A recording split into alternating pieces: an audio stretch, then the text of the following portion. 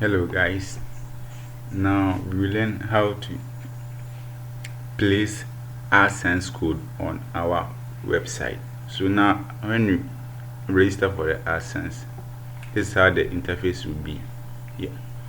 Now you connect your Adsense to your Google or to your website. So let's connect.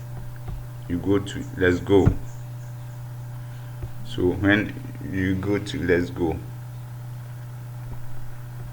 this is a code Google Adsense will give it to you. So you copy this code, you click on copy, and you go to your website. So let's go to our website. On our website, we will go to settings. Where is settings? No, not settings. It's appearance. Good. You go to appearance and you go to